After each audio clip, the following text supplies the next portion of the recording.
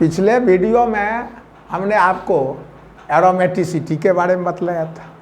तो एरोमेटिसिटी के बारे में बतलाया था 2 वीडियो में। तो आप लोगों को याद है जो हम कहे थे कि हमको जहाँ महत्वपूर्ण लगता है। अब हम आगे बढ़ेंगे। अब ये देखेंगे कि उसका रिएक्शन क्या है, जिससे आपको 2 क्वेश्चन पूछेगा। यानी अब आप हमारे साथ अगले 2-3 वीडियो में जुड़े रहिएगा तो आपको 2 क्वेश्चन की गारंटी है। 14 ऑर्गेनिक देता है, सपोज कीजिए, तो उसमें 2 इसी से आ जाएगा, 1 एरोमेटिसिटी से आएगा। तो हमको जो आशा है, तो यानी 3 तक आप क्वेश्चन 14 में समेट सकते हैं, 14-15 में। समझिए कितना बड़ा चीज़ है कि 4, 5, 7 वीडियो देखा जाए और उससे आपको 3 क्वेश्चन बन जाए। तो ये कोशिश है। पहले हम आपको थोड़ा सा ये ध्यान दिलवा देते हैं, चूँकि एरोमेटिक का हम रिएक्शंस आज शुरू करना है। यानी एक तरफ हम GOC डालें आपके लिए, एरोमेटिसिटी क्या है, कौन सा कंपाउंड एरोमेटिक है नहीं है। अब हम थोड़ा सा आपको रिएक्शन पार्ट में ले जा रहे हैं, यानी 2 पार्ट में बांट के चल रहे हैं हम। थोड़ा सा GOC को भी देख रहे हैं और थोड़ा हम मेनली 90% रिएक्शन रहेगा क्वेश्चन आपका। यानी 14 में 9 क्वेश्चन रिएक्शन रहता है, पूरे 9-10 क्वेश्चन। यानी समझ सकते हैं कि क्या रहता है ऑर्गेनिक। इसलिए लेकिन हम थोड़ा सा आपको याद दिला देते हैं कि आपको ये हम बोर्ड पर एक बार लिख देते हैं, आप कॉपी पर उतार लीजिएगा कि एरोमेटिक कौन कौन सा है। उसको एक बार नहीं भी समझो रट लीजिएगा कॉपी पर उतार के। देखिए ये हम आपको एरोमेटिक कौन कौन था हम बोले थे। बेंजीन है, याद है ना, बोले थे। बेंजाइन है एरोमेटिक में, बोले थे। ये सब एरोमेटिक है, एक बार हम आपको लिख देते हैं। पिरिडीन है,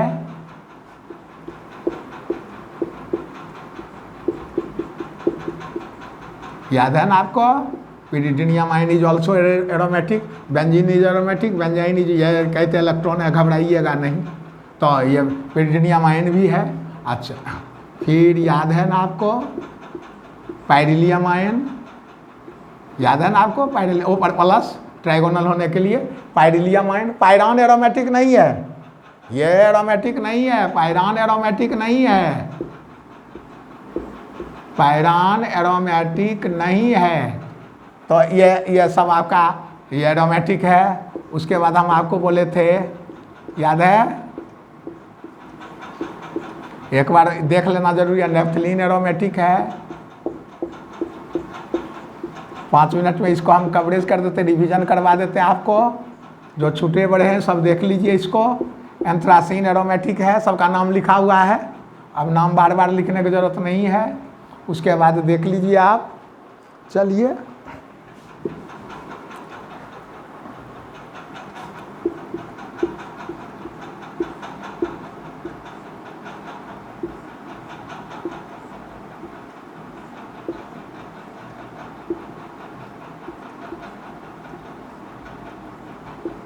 फिनेंथ्रीन एरोमेटिक है, यह सब देख लीजिए एरोमेटिक है इतना सब। वो पायरान जो है वो एरोमेटिक नहीं है, काटे हुए हैं। यह सब देख लीजिए एरोमेटिक है, यह सब सिलेबस में है। उसके बाद आप ये देख लीजिए 5 मेंबर्ड में आ जाओ। यह सब 6 मेंबर्ड, कुछ फ्यूज 6 मेंबर्ड। अब 5 मेंबर्ड में आ जाओ।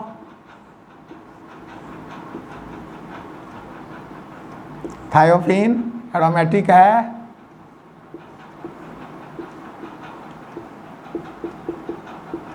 पायरोल एरोमेटिक है। 5 मेंबर्ड में आ जाओ। एक बार सब देख लो, लिख लेना फिर से दोबारा 4 बार जय बार हो। फ्यूरान एरोमेटिक है, देखो furan is aromatic but pyran is non aromatic. ये सब ध्यान रखना है, ये सब पूछा रहता है, स्टेटमेंट रहता है, ध्यान रखना है। तो ये देख लो।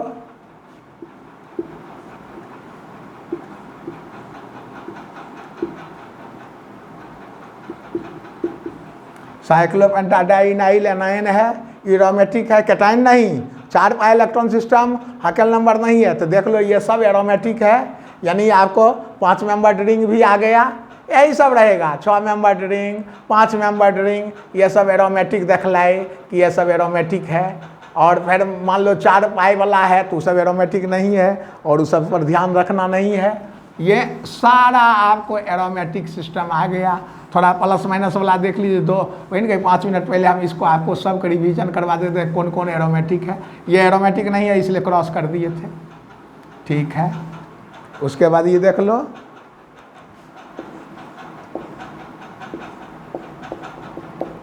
रेजोनेट करेगा, सब बात तो बतलाई हुए हैं। साइक्लोप्रोपिनाइल कार्बोकेटाइन एरोमेटिक है, साइक्लोप्रोपिन नॉन एरोमेटिक है, साइक्लोप्रोपिनाइल कार्बन एंटी एरोमेटिक हो जाता है, तो इसलिए ध्यान रख लीजिए ये है। उसके बाद याद है ट्रोपिलियम आयन बोले थे,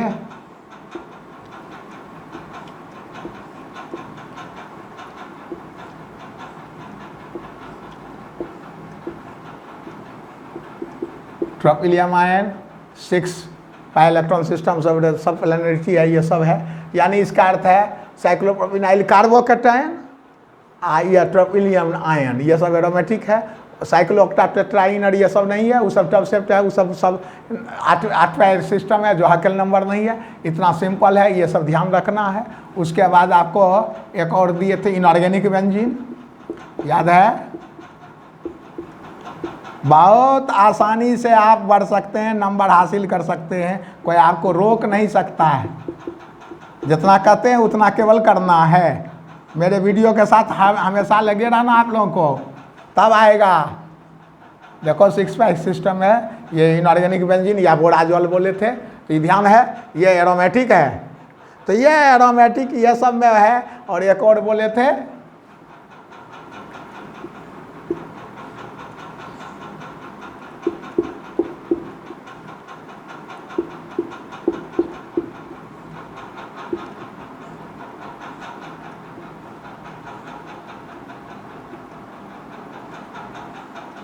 ये कहते इसको प्लस कर दो और इसको माइनस कर दो, यानी ई वाला एगो साइक्लोपेंटाडाइनाइल एनाइन वाला, ये दोनों फ्यूज कर दो, मिला दो, कंबाइन कर दो, तो ये अपना प्लस वाला एरोमेटिक है, अपना माइनस वाला एजुलिन बोले थे इसका नाम। तो ये सब एरोमेटिक है। तो एरोमेटिक का समराइज ये है, ये सब कंपाउंड आपको दे दिया, एक बार सब उतार लीजिएगा, रट भी लीजिएगा, कोई दिक्कत नहीं है, आपको हो जाएगा, क्वेश्चन आ जाएगा। तो क्वेश्चन इससे नहीं छूटेगा, इतना तक में जाइए। अब इसमें क्या है, आपको close loop of 4n+2 pi electrons planarity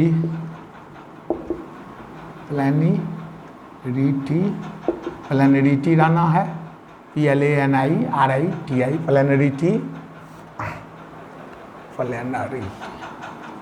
planarity.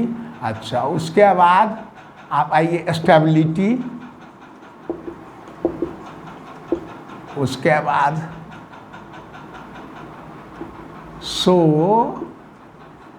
ये आ गया आपका है सब्स्टिट्यूशन रिएक्शंस। ये देखिए एरोमेटिक कंपाउंड का ये 4 पहचान में है।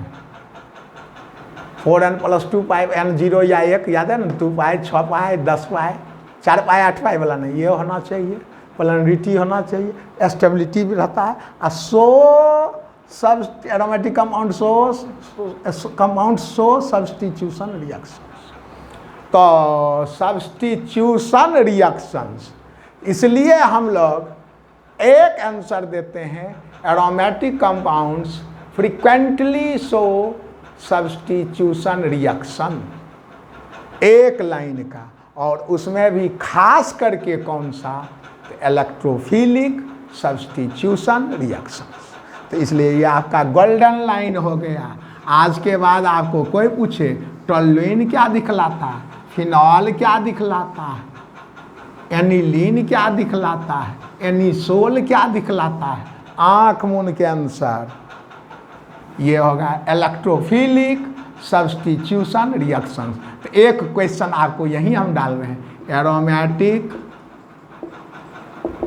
कंपाउंड्स, देखिए ये गोल्डन लाइन है आपका, सो इलेक्ट्रोफिलिक सब्स्टिट्यूशन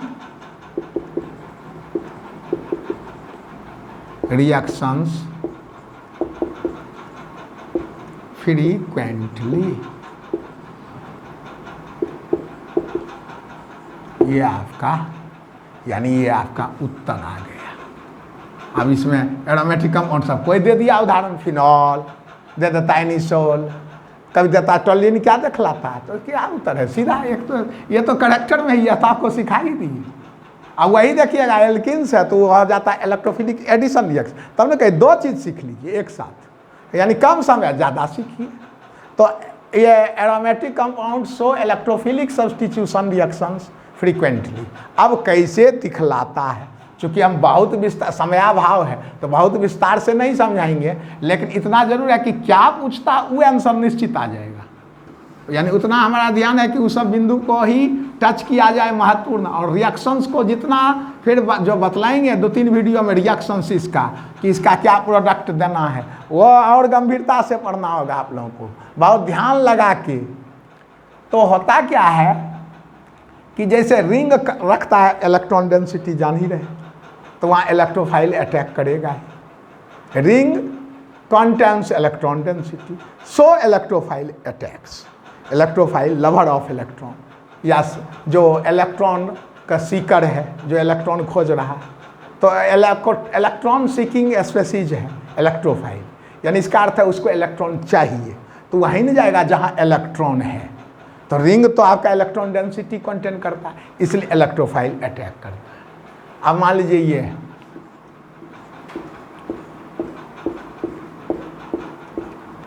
अब यहाँ पर इलेक्ट्रॉन डेंसिटी है, पढ़े ही हैं, एरोमेटिसिटी इसलिए पढ़ा दिए पहले कि आपका रिंग कंटेन करता है, इलेक्ट्रॉन डेंसिटी है। तो यह जब है कि इलेक्ट्रॉन डेंसिटी रख रहा है, तो आप इसमें आएगा इलेक्ट्रोफाइल, यानी जो लवर ऑफ इलेक्ट्रॉन है। चूँकि जहाँ पर हम मान लीजिए हम रसगुल्ला पसंद करते हैं, तो वही नहीं जाएंगे जहाँ जिस दुकान में रसगुल्ला हो। इसलिए बहुत सारा लड़का इलेक्ट्रोफाइल डिफाइन करने में दिक्कत कर, अरे electrophile lover of electron, electron का लवर कौन होगा, जिसके पास इलेक्ट्रॉन की कमी है वही ना इलेक्ट्रॉन को लव करेगा, वही ना आएगा यहाँ। इसलिए इस पर आप समझ गए होंगे कि ओ अच्छा, सब्स्टिट्यूशन दिखलाएगा और आएगा कौन, तो इलेक्ट्रोफाइल। इसलिए उत्तर में रहता है इलेक्ट्रोफिलिक। न्यूक्लियोफाइल आएगा, जो इलेक्ट्रॉन रिच है वो तो रिपेल्ड होगा, यहाँ भी इलेक्ट्रॉन है वो भी रिच है तो रिपेल्ड होगा। इसलिए देखोगे इलेक्ट्रोफिलिक सब्स्टिट्यूशन दिखलाता है एरोमेटिक कंपाउंड्स। तो एक लाइन का उत्तर, रिंग कंटेन्स इलेक्ट्रॉन डेंसिटी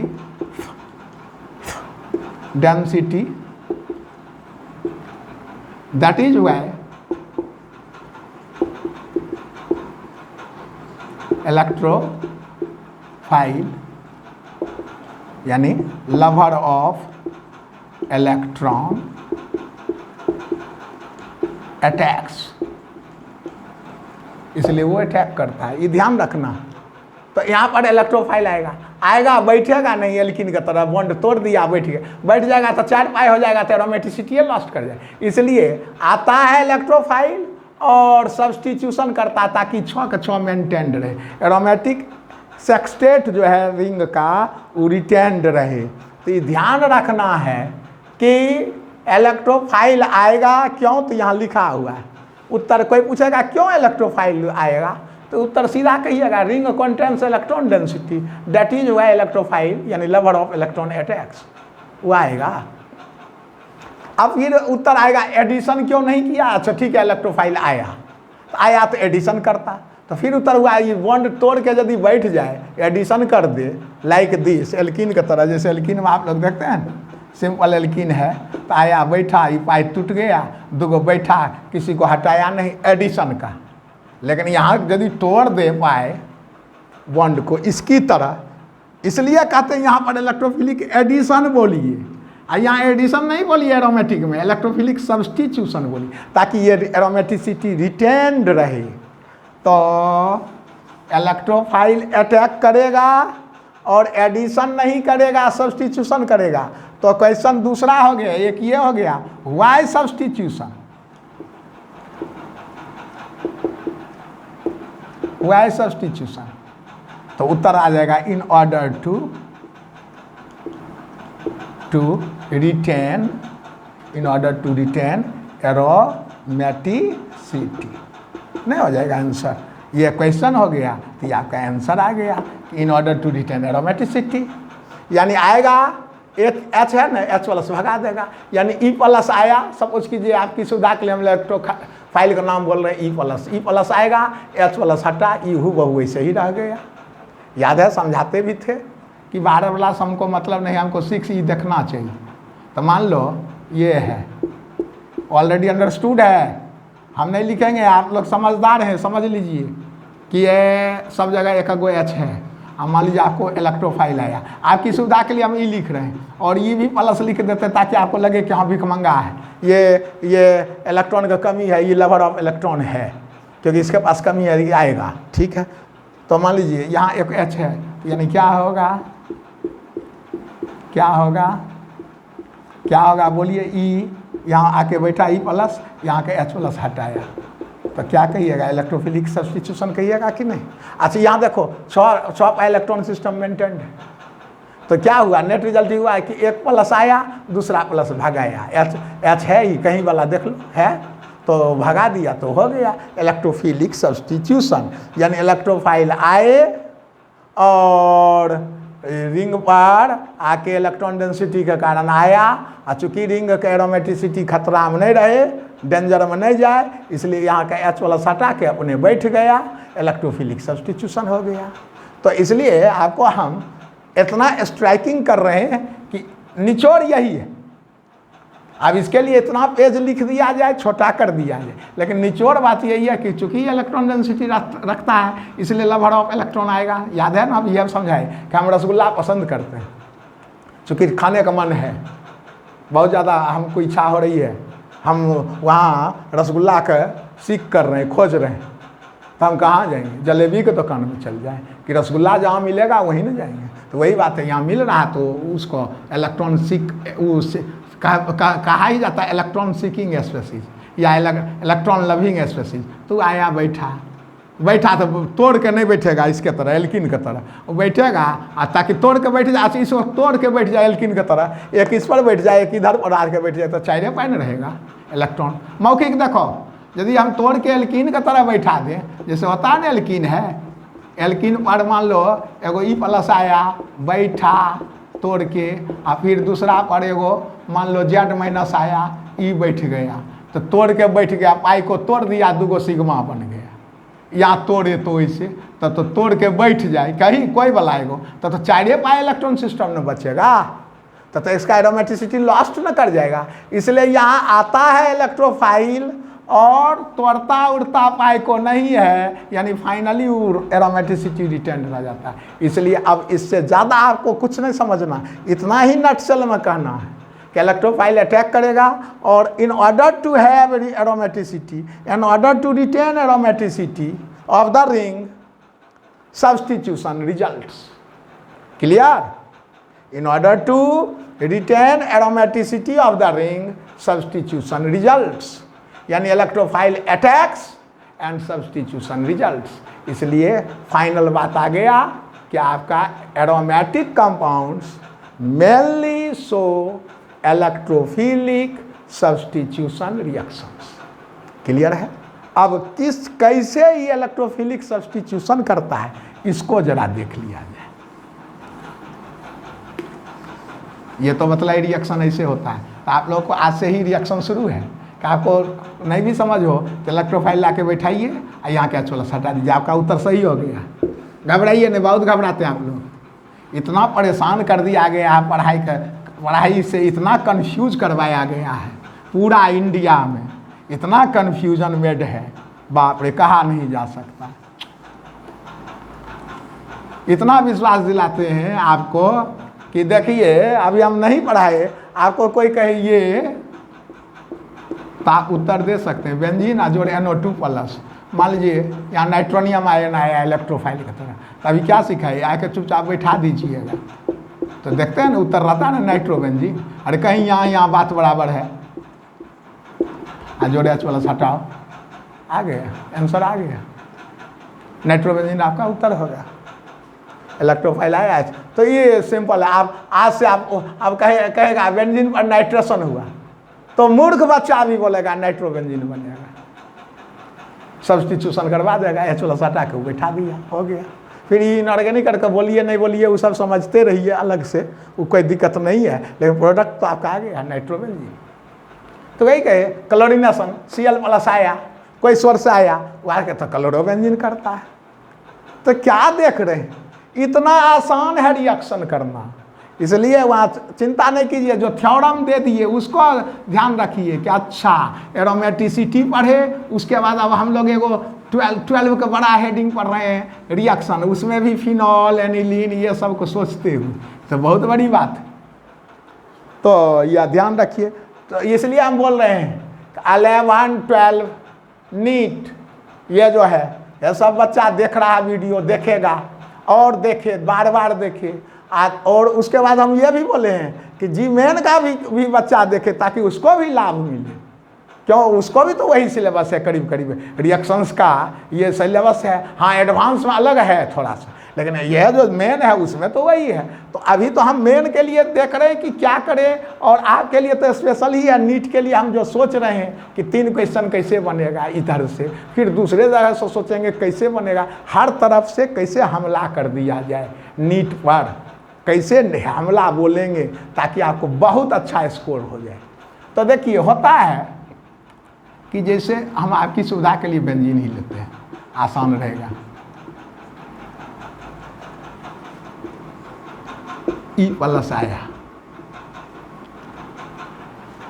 आप ये से आपको और क्लियर हो जाएगा कि हम मैकेनिज्म तनी आपको बतला रहे हैं। फाइनल तो वही होगा कि H+ हटेगा, E+ उत्तर आएगा। देख लीजिए,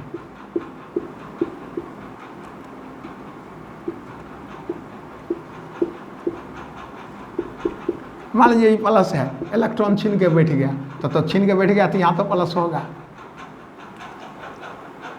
ये सही है ना। देख लीजिए E+ इलेक्ट्रॉन लवर है, तो किसी एक पर अच्छा एक H है, यहाँ सब जगह है, तो कहीं बैठा सकते हैं। ऐसा कुछ नहीं कि वहीं जहाँ दिखा रहे हैं, कहीं एक जगह बैठे, यहीं बैठाइए तो यहाँ H है, तब यहाँ प्लस दिखा देंगे, है ना। या यहीं हम बैठाएंगे तो यहाँ एक H है, तो इसी तरह रहेगा, यहाँ प्लस दिखा देंगे। तो ये दिखा दिए। अब ये मान लीजिए +E यहाँ आया,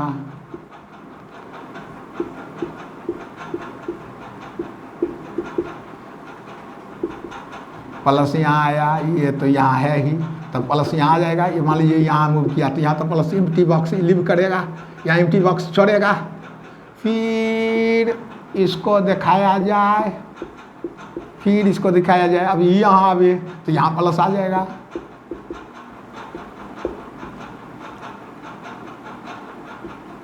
तो यहाँ प्लस आ जाएगा, आएगा ना। यानी इसका अर्थ है आपका आ रहा है, हम एक बार लिखना पसंद करेंगे, EH और यहाँ से यहाँ तक पाई जा रहा, प्लस भी वैसे ही जा रहा। घबराइएगा नहीं, एंटी एरोमेटिक नहीं है, याद है ना, क्लोज लूप नहीं बन रहा है, याद है ना। एंटी जैसे अब कोई लड़का यहाँ ज़्यादा सोचने लगे कि जो 4 पाई सिस्टम एंटी एरोमेटिक है, तो पिछले वीडियो में हम बोले थे एंटी एरोमेटिक इतना आसान है कह देना, क्योंकि वहाँ भी क्लोज लूप ऑफ करंट बनेगा और तब डीस्टेबलाइजेशन देगा, तब एंटी। इसलिए 4 पाई देख के कुछ होता उतार नहीं है, वो सब जाने दीजिए, आपके सिलेबस का भी नहीं है। तो ये आप यहाँ मेंटेन रखिए। यहाँ देखिए ना, उतने दूर तक नहीं, यहाँ तो सेचुरेशन है, कैसे वो घूमेगा, तो वो आ गया। अब ये आपका ये स्लो स्टेप है, यानी 2 स्टेप में होता। पहला स्टेप ये हुआ, यानी इलेक्ट्रोफाइल आया और बैठा। दूसरा स्टेप आइए, दूसरा स्टेप में जो आया, फर्स्ट स्टेप में जो आया इंटरमीडिएट, उसको उतारते हैं,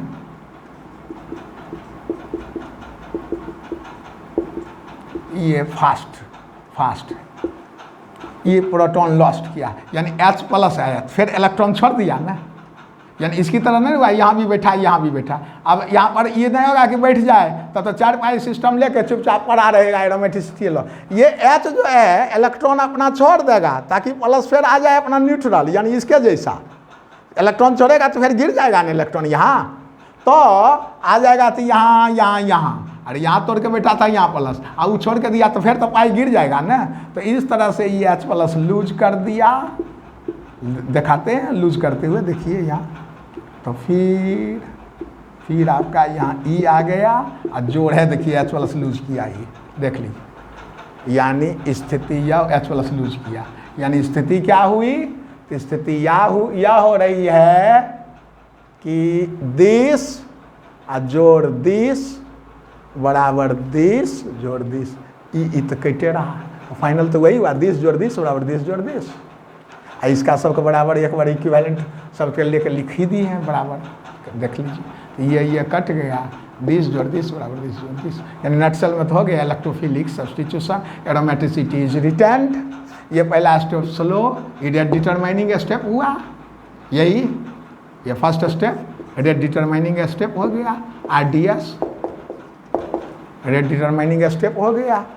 अच्छा, अब इसी को एरिनियम आयन बोलता है, याद है ना, बोले थे इयम शब्द प्लस के लिए होता है, आइड शब्द माइनस के लिए होता है, ये ध्यान रखो, ये सब तो 7-8 में पढ़ाया जाता है, इतना कन्फ्यूजन नहीं रखना। तो ये क्या कहेंगे, इयम बेंजीनियम, तो जनरली यहाँ बेंजीन लेके चले तो बेंजीनियम, या कॉमनली बोलो जनरली बोलो एरिनियम आयन, और भी जो भी हो बेंजीन की तरह हो तो उसको हम एरिन कहेंगे ना, तो एरिनियम आयन, इसलिए इस मैकेनिज्म को बोला जाता है एरिनियम आयन मैकेनिज्म। कौन आयन मैकेनिज्म, एरिनियम आयन मैकेनिज्म। ये जो होता है इलेक्ट्रोफिलिक सब्स्टिट्यूशन, उसको कहा जाता है एरिनियम आयन मैकेनिज्म।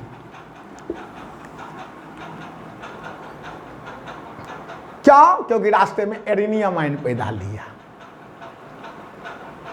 बेंजीन है तो बेंजीनियम आयन कह सकते हैं, कोई घबराने वाली बात नहीं, हम रोक नहीं लगाएंगे। तो एरिनियम आयन मैकेनिज्म क्यों, क्योंकि रास्ते में एरिनियम आयन इंटरमीडिएट पैदा लिया, एरिनियम आयन इंटरमीडिएट पैदा लिया, benzene is also an arenium ion, तो एरिनियम आयन पैदा लिया, तो एरोमेटिक से शब्द आया, तो एरिनियम आयन पैदा लिया, इसलिए इस मैकेनिज्म का नाम है, 2 स्टेप में होता है, यानी प्रायः electrophilic substitution generally follows arenium ion mechanism. तो फिर दूसरा लाइन हुआ कि aromatic substrates generally follow arenium ion mechanism to effect electrophilic substitution reaction, यानी ये दूसरा लाइन हुआ।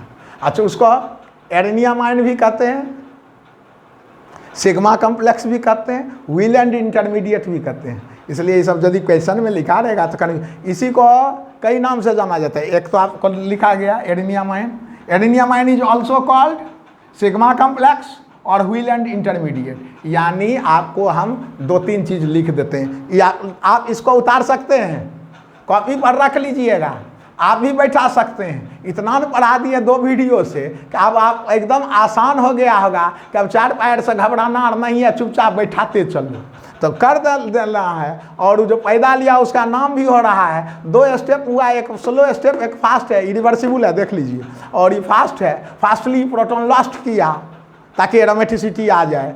तो इस तरह से आपको हम 2 लाइन फिर लिख देते हैं, और आप इसको वीडियो से उतार लीजिएगा, उतार के अपने कॉपी पर फिर अपने से प्रैक्टिस कीजिएगा। ऐसे नहीं भी समझ हो तो सीधे तो बतलाए कि H प्लस हटा देना, E प्लस बैठा देना, जो इलेक्ट्रोफाइल है आपका उत्तर हो जाएगा, प्रोडक्ट हो जाएगा, इसलिए घबराने का कतई आवश्यकता नहीं है इसमें। और एडिशन नहीं करेगा सब्स्टिट्यूशन, ये तो एरोमेटिसिटी की पहचान ही है। तो इसलिए ये देख लीजिए, aromatic substrates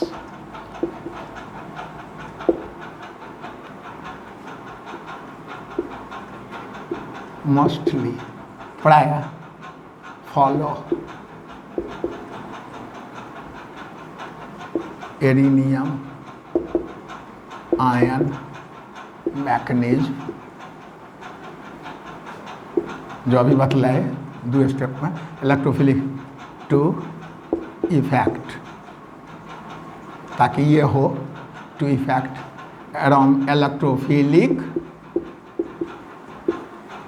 electrophilic substitution reaction. ये देखिए ये मैकेनिज्म का नाम एरिनियम आयन मैकेनिज्म, ये सब अंडरलाइन कर लीजिए।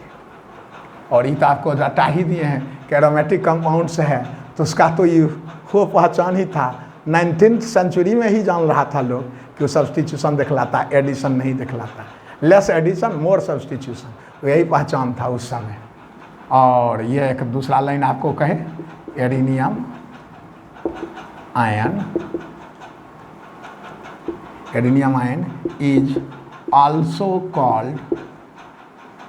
called सिग्मा कॉम्प्लेक्स, वो सिग्मा कॉम्प्लेक्स और व्हीलैंड इंटरमीडिएट, सिग्मा कॉम्प्लेक्स और व्हीलैंड इंटरमीडिएट, उसी का जो एरिनियम आयन खींचे थे ना, उसी का ये नाम है, सिग्मा कॉम्प्लेक्स और व्हीलैंड इंटरमीडिएट। यानी ये आपका फिर 2 को गोल्डन लाइन आ गया। इतना आसान है, रिएक्शंस कहाँ जाएगा आपसे बच के, आप ऐसे पढ़ते जाइएगा। वही नहीं कहे हमारे वीडियो के साथ रहिए, आप सिर्फ हमारे वीडियो को फॉलो करते रहिए, आप पूरा विश्वास करके फॉलो करते रहिए। आपको जो भी कठिनाई होगी हम देख लेंगे, सॉल्व कर देंगे, ऐसा कुछ नहीं है।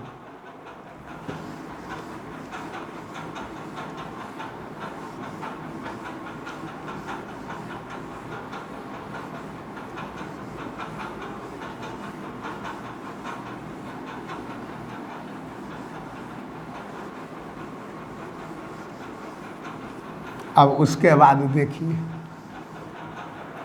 अब कहता है कि जैसे ये तो हो गया, अब उसमें आपको आना है रिएक्टिविटी पर।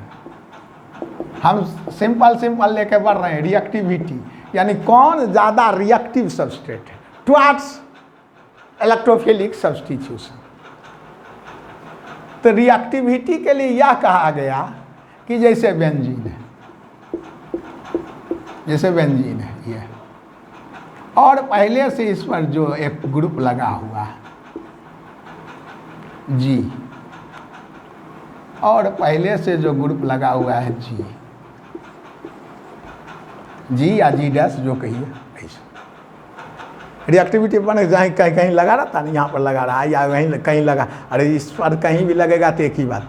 तो पहले से जो जी लगा हुआ है इस पर रिएक्टिविटी डिपेंड करता है, यानी reactivity towards electrophilic substitution greatly depends on the group which is already present on the ring. यानी जो पहले से प्रेजेंट है, इस पर बेंजीन है तो इस पर तो कोई प्रेजेंट नहीं है, ये तो चुपचाप है, सब ऐसे ही अच्छा। लेकिन जी यदि कोई बैठा हुआ पहले से तब उस पर इलेक्ट्रोफिलिक सब्स्टिट्यूशन कर रहे हैं तो उस जी पर निर्भर करेगा। यानी यदि जी बराबर आर है, आर का यहाँ हम सेंस एल्काइल नहीं लें, यानी जी यदि रिलीजिंग है, इसे आप समझिए, जी रिलीजिंग है, इलेक्ट्रॉन रिलीजिंग है। यहाँ जी डैश मान लीजिए, आप समझदार है तो मान लीजिए विड्रॉइंग है, इलेक्ट्रॉन विड्रॉइंग ग्रुप है, मान लीजिए पहले से लगा हुआ, तो सिंपल है, रिएक्टिविटी ऑर्डर ये होगा कि नहीं होगा बोलो। यदि इस पर पहले से रिलीजिंग लगा हुआ तो एक तो aromatic ring contains electron density, अब जी यदि रिलीजिंग है तो और इलेक्ट्रॉन डेंसिटी बढ़ाएगा तो और तगड़ा हमला करेगा, इलेक्ट्रोफाइल करेगा ना। इसलिए देखोगे यदि पहले से कोई ग्रुप लगा रहता है और तब कहता है कि जो उस जी पर फैसला होगा, रिएक्टिविटी जी पर फैसला होगा। अच्छा, विड्रॉइंग लगा रहेगा तो इलेक्ट्रॉन डेंसिटी खींच लेगा, अब इलेक्ट्रॉन डेंसिटी है ही नहीं तो इलेक्ट्रोफाइल अटैक क्या करेगा, तो इसका रिएक्टिविटी। अच्छा, बेंजीन की रिएक्टिविटी इससे बढ़िया होगा, कम से कम यहाँ नहीं रिलीजिंग लगा हुआ तो विड्रॉइंग भी तो नहीं लगा हुआ है, इसलिए सबसे अच्छा होगा ये जिस पर कि पहले से प्रेजेंट है रिलीजिंग ग्रुप, तब बेंजीन जिस पर कोई नहीं है, ना रिलीजिंग है ना विड्रॉइंग है, और सबसे खराब सिचुएशन में जाएगा रिएक्टिविटी के सेंस में, तो ये आ जाएगा यदि वो विड्रॉइंग लगल है, खींच लिया तो इलेक्ट्रॉन डेंसिटी घट गया। तो कॉमन सेंस, इसमें आपको रिएक्टिविटी में इतना माथा पच्ची करना होता है, इतना हार्ड ढंग से क्या क्या नहीं कह के आपको समझाया जाता, आप समझ नहीं पा रहे हैं। ये तो सिंपल है, electron density contains ring contains electron density है, इलेक्ट्रॉन डेंसिटी ज़्यादा है तो ज़्यादा अच्छा तगड़ा अटैक करेगा, क्योंकि तो याद है ना इलेक्ट्रॉन सीकिंग स्पेसीज है इलेक्ट्रोफाइल, लवर ऑफ इलेक्ट्रोफाइल है। तो यही देखोगे कि जी पर ग्रुप जो ऑलरेडी पहले से प्रेजेंट है उस पर, जैसे हम देखो ये कह सकते हैं जैसे CH3 सब बच्चा जानता है, पूरा इंडिया का बच्चा जानता है, हमको समझाना नहीं है, उतना ज़्यादा समझाने लगेंगे तो आपको टाइम ही नहीं मिलेगा, लेकिन इतना जानते हैं कि अल्काइल ग्रुप को मानता है रिलीजिंग। तो चलिए रिलीजिंग है, यानी ये इलेक्ट्रॉन डेंसिटी है, ये और लगल है रिलीज करने में। अच्छा ये चलिए NO2 ये भी सब बच्चा जानता है विड्रॉइंग है, यानी इसके रिंग में ज़्यादा इलेक्ट्रॉन होगा, इसके कारण जी यहाँ CH3 है। अच्छा यहाँ G डैश जो है NO2 है, विड्रॉइंग है। अच्छा चलिए हम बेंजीन बीच में रखते हैं, बीच में बेंजीन रखें, इस पर न कुछ नहीं लगा, न रिलीज RH है सब जगह। इसका अर्थ है ना ये सबसे ज़्यादा रिएक्टिव होगा तब ये होगा, तो क्या दिक्कत है आपको उत्तर देने में, क्या दिक्कत है? ये कई बार मेडिकल में छोटा छोटा रिएक्टिविटी ऑर्डर सजाइए तो परेशान हो रहा है, क्या दें कैसे क्या करें, क्या इलेक्ट्रोफिलिक सब्स्टिट्यूशन, तो सीधा होगा toluene more reactive than benzene, benzene more reactive than nitrobenzene. है देखिए उत्तर चल रहा है। इसलिए reactivity depends on group which is already present on the ring. फिर ये आपका तीसरा गोल्डन लाइन आ गया, यानी अब सब चीज़ को छोटा कर लीजिए, अपने में समेट लीजिए कि हमको इतना ही सिलेबस है, इतना ही पढ़ना है, वो बाह्यात चीज़ बोलने से ज़्यादा नहीं आ जाती है। इसलिए ये ध्यान रखिएगा कि हम एक एक लाइन दे रहे हैं, वो लाइन आपका गोल्डन लाइन है, हिला नहीं सकता आपको कभी भी, कोई भी इंडिया में कोई आपको हिला नहीं सकता, वो डोल नहीं सकते कि यही होगा दूसरा नहीं आएगा सिद्धांत। बस वो सिद्धांत जो ही आपके दिमाग में जम गया तो समझो, आप सभी बच्चों के लिए मैं कह रहा हूँ, आप सोचो कि पहले से जी लगा हुआ है इस रिंग पर जो कि रिलीजिंग है, तो इलेक्ट्रॉन डेंसिटी ज़्यादा रहेगा। और इलेक्ट्रोफाइल का डिफिनीशन क्या है, जो इलेक्ट्रॉन को खोजे, तो जितना ज़्यादा इलेक्ट्रॉन डेंसिटी रहेगा तो उतना ज़्यादा तगड़ा अटैक करेगा। हम कहाँ जाते हैं, किस दुकान में जाते हैं? जिस दुकान में सौदा नहीं है उस दुकान में जाते हैं जिसमें ज़्यादा सौदा है। हम किस दुकान से दुकानदारी खरीदना पसंद करते हैं? जिस दुकान में ज़्यादा सौदा है, ज़्यादा माल बेच रहा है, ज़्यादा डिजाइन का माल है, तो हम उसी दुकान पर ना हमला बोलते हैं कि हमको दीजिए। आज कहे कि हम गेहूँ खरीद रहे हैं, गेहूँ है ही नहीं तो हम खरीद लिए, तो समझिए बात को, कॉमन से उस दुकान में गेहूँ नहीं है, एक दुकान में गेहूँ का भंडार है, एक दुकान में गेहूँ कम है, बिचवा है, तो आप समझिए वही दुकान में पहले हम प्रीफर करेंगे जिसमें गेहूँ का भंडार है। यदि हम गेहूँ खरीदने चले उस दुकान में तो नहीं चले जाएंगे जहाँ गेहूँ ही नहीं हो, तो वही ना बात है, विड्रॉइंग है तो यहाँ इलेक्ट्रॉन डेंसिटी इलेक्ट्रोफाइल नहीं जाएगा। तो इसलिए आप इसको सिंपल वे में आप ध्यान रखिए। तो ये reactivity greatly depends on the G which is already present on the ring, जो कि पहले से प्रेजेंट है, already present on the ring. तो reactivity towards electrophilic, reactivity towards substitution reaction, electrophilic reactivity towards electrophilic substitution reaction greatly depends on group which is, देखिए यहाँ पर which is already present, जो कि पहले से प्रेजेंट है। यहाँ रिलीजिंग प्रेजेंट है, वहाँ भी ड्राइंग प्रेजेंट है, यहाँ कोई नहीं है तो सबसे चाहिए होगा, चूँकि इसमें ज़्यादा है, उसमें है ही नहीं, खींच लिया है, इसमें तो कम से कम नहीं देने वाला था, खींचने वाला भी नहीं है। इसलिए यह बेंजीन जो है नाइट्रोबेंजीन से ज़्यादा रिएक्टिव है और टोल्यूइन जो है बेंजीन से ज़्यादा रिएक्टिव है। तो ये बात है, अब इसको कुछ आप इलेबोरेट कर लीजिए,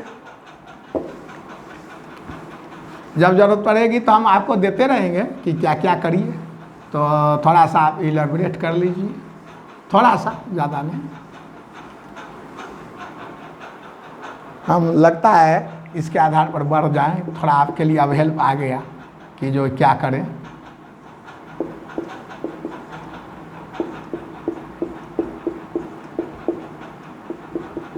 NH2 NR2 ये सब रखिए, एक ही सब लेवल है, थोड़ा NR2 ज़्यादा हो गया और क्या, यही सब है। कुछ घबरा वो सब भी हम करेंगे कभी कभी।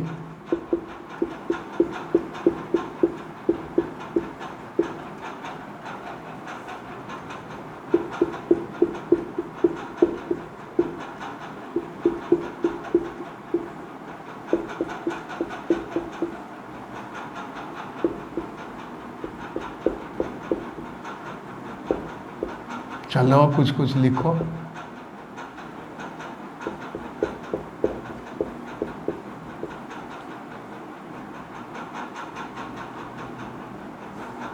चलो एक और ले लो, हटाओ। NCH3CH3 3 है, यहाँ N पर प्लस होगा, चूँकि 4 बॉन्ड होता है तो प्लस आता ही है, तो रिएक्टिविटी ऑर्डर ये चल रहा है, यानी ये सब दे दिए। ये ज़्यादा रिएक्टिव है इससे, टॉर्च इलेक्ट्रोफिलिक सब, ये ज़्यादा है इससे, ये ज़्यादा है इससे, ये ज़्यादा है जब ये बोले ये ज़्यादा है, क्लोरोबेंजीन से ज़्यादा रिएक्टिव है बेंजीन, यहाँ ध्यान रखिए, ये आपका क्वेश्चन यहाँ रहता है। अच्छा ये ज़्यादा है बेंजोइक एसिड से, ये ज़्यादा है नाइट्रोबेंजीन से, ये यानी ये बहुत कम रिएक्टिव होगा।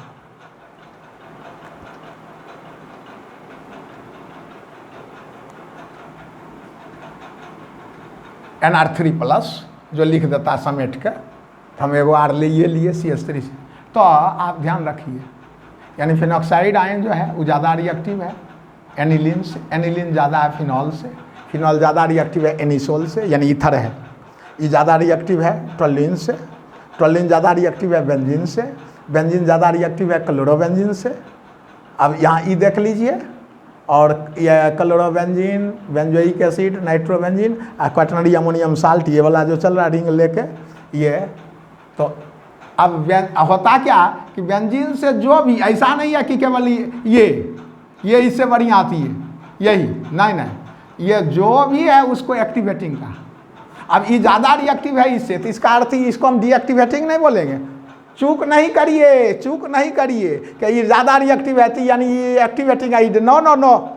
बेंजीन से जो भी ज़्यादा रिएक्टिव है वो एक्टिवेटिंग कहलाएगा, और बेंजीन से जो भी कम रिएक्टिव है वो डीएक्टिवेटिंग कहलाएगा। अब ये डीएक्टिवेटेड सबस्टेट कहलाएगा, उसमें ये हाईली डीएक्टिवेटेड कहलाएगा, ये हाईली एक्टिवेटेड कहलाएगा। इसका अर्थ ये नहीं कहेंगे कि aniline is deactivated but it is activated, no. ये होता क्या, जो बेंजीन, चूँकि बेंजीन ही ना तुलना में था जिसमें कोई लगा हुआ नहीं था, इसलिए साइंटिस्ट का समझ सही है, तो बेंजीन को बीच में रख लिया। अब समझिए हम आपको क्या नई बात समझा रहे हैं कि ऐसा कभी नहीं बोलिएगा एनिलीन ज़्यादा रिएक्टिव है तो एक्टिवेटेड, और फिनॉल कम है तो डीएक्टिवेट, नहीं, ऐसे गलत हो गया आपका।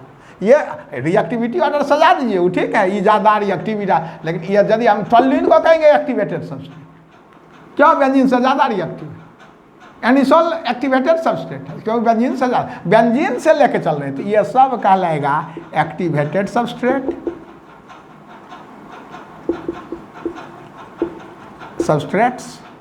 और जो भी बेंजीन से कम है, chlorobenzene, benzoic acid, nitrobenzene, quaternary ammonium salt जो अभी बतलाए, 3 R ले लेता है, ये सब कहलाएगा, क्या कहलाएगा,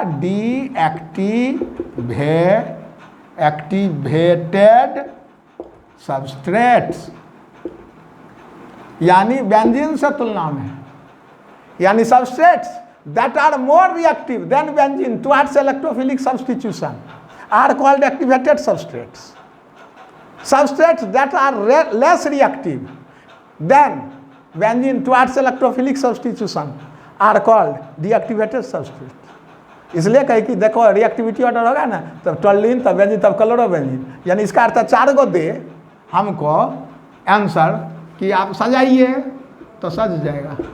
रिएक्टिविटी बतलाइए इलेक्ट्रोफिलिक, तो ये, तब बेंजीन,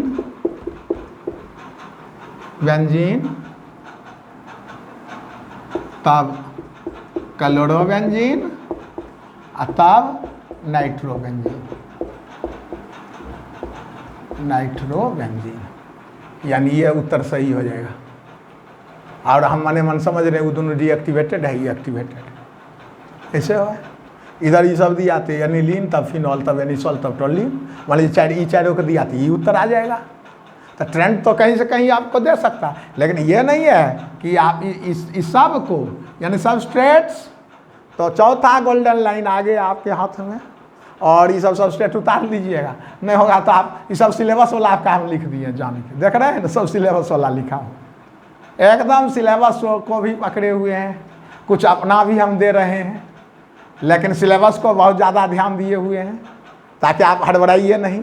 और तब हम आपको गोल्डन लाइन भी दे रहे हैं, उस लाइन को पकड़े रहना है, उसी को पढ़ना है।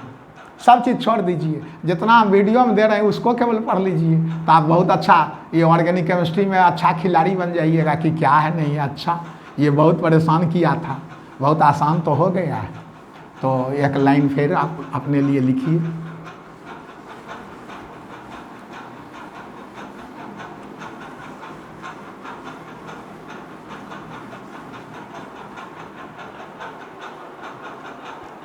वो तो जानी रहे हो, जिसमें रिलीजिंग लगा हुआ है वो ज़्यादा रिएक्टिव होगा, जिसमें विटामिन कम है तो ये एक्टिवेटेड हो जाएगा, वो डीएक्टिवेटेड हो जाएगा। वो तो जान ही रहे, वो तभी ही सुने, तो इसलिए वो लाइन को लिख रहे हैं। Substrates that are more reactive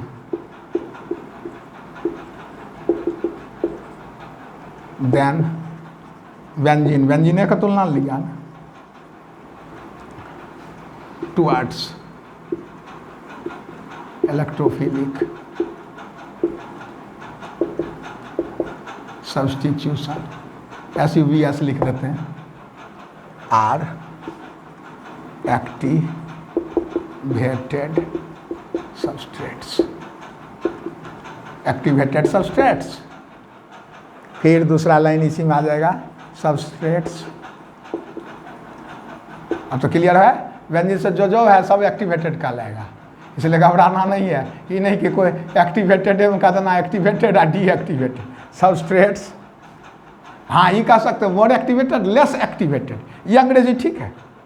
तो समझो, हम कहें ना, हम आपको जरूरी बात बतलाते जा सकते हैं। दैट आर, जैसे हम कह सकते हैं एलिलीन आर मोर एक्टिवेटेड, और phenol aniline is more activated and phenol is less activated. लेकिन एक्टिवेटेड शब्द तो छोड़ेंगे, ये नहीं कहेंगे it is activated, that is deactivated. Substrates that are more, that are less,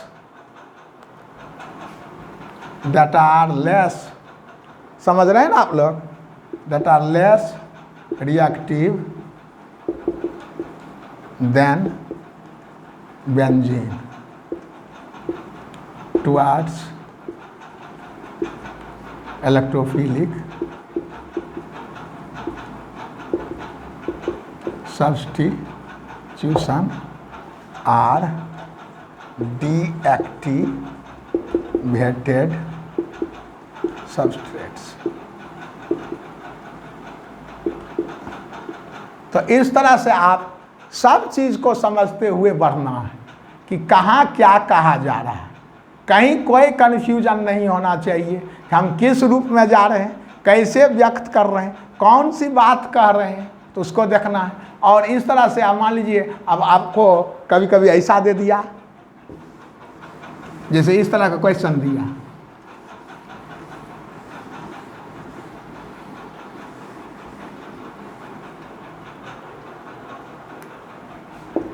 which of the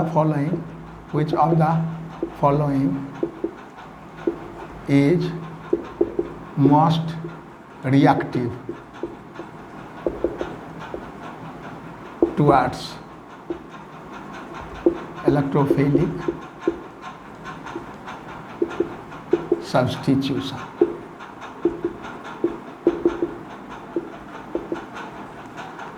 A,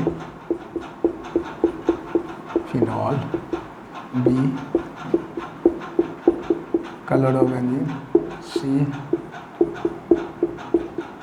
toluene, D,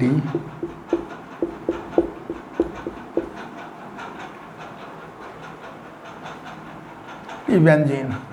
clear है, उत्तर phenol होगा। अभी ऑर्डर दिया, यानी सबसे ज़्यादा ये याद है ना, तब वो है, तब वो है ये क्लोरोबेंजीन। बेंजीन से कम रिएक्टिव है, ये डीएक्टिवेटेड सबस्ट्रेट में आता है। क्लोरोबेंजीन इज डीएक्टिवेटेड सबस्ट्रेट यानी हेलोबेंजीन इज डीएक्टिवेटेड सबस्ट्रेट, इसलिए ध्यान रखिए। तो इसमें सबसे कौन उत्तर होगा सही, आप बतलाइए। यहाँ क्वेश्चन पढ़ लीजिए, which of the following is most reactive towards electrophilic, which of the following is most reactive towards electrophilic substitutes, 4 choice.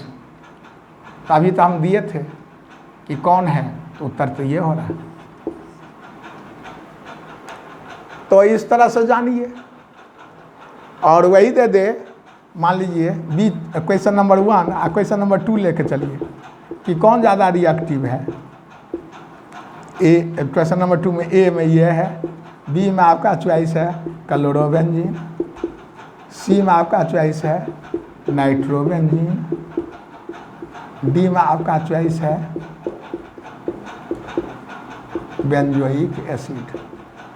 तो तरह ये होगा, ए होगा, याद है ना, ए उत्तर हो रहा है,